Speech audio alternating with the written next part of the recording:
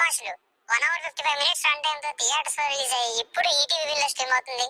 ఎంతో కొంత quality content release చేస్తున్నారని ఈటీవీని నమ్ముకొని సినిమా స్టార్ట్ చేస్తే ఒక 15 నిమిషాలు ఈ టైలర్ అండ్ బార్బర్ ఇంట్రడక్షన్ సరదాగా అనిపించాయి. అక్కడి నుండి రెస్ట్ ఆఫ్ ద ఫిల్మ్ మోత మోగించింది.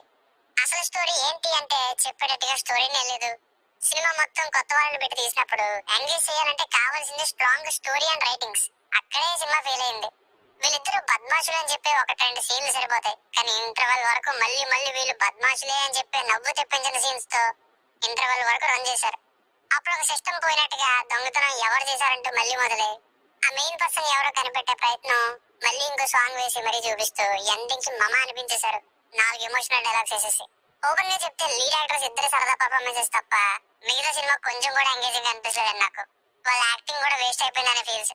లాస్ట్ లో మళ్ళీ కలుద్దాం అంటూ సీక్వెల్ అనౌన్స్మెంట్ సగంలోనే నీరసం తెప్పించింది. ఇంకా బలవంతంగా మిగతా ఫినిష్ చేశా. ప్లానెట్స్ చూడొచ్చా అంటే మధ్యలో ఒక్క చోట వదలగొడలా అనిపించింది. అది తప్ప మిగతా అంతా చూడొచ్చు. స్టోరీ లైన్ నాకు అర్థమైంది చెప్తా. ఇద్దరు రెస్పాన్సిబిలిటీ లేని టైలర్ అండ్ బార్బర్ ఫుల్ బద్మాష్ లాంటి చూపిస్తారు. వాళ్ళు ఎందుకు అలా తయారయ్యారు, దొంగతనాలు ఎందుకు చేస్తున్నారు, పోలీసులు ఎందుకు వెతుకుతున్నారు, చివరికి ఏమైంది అనేది స్టోరీ. మిగతా విషయాలు స్టార్టింగ్ లో చెప్పినవి మళ్ళీ ఎలాబరేట్ చేయడానికి పెద్దగా ఏం లేదు.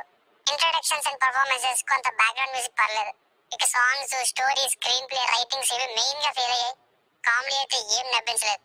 సో ఫైనల్ గా మూవీకి వర్డిక్ట్ ఏంటంటే నాకైతే అసలు ఎంగేజింగ్ అనిపించలేదు. సో నచ్చలేదు. మీకు నచ్చుతుందేమో చూడండి.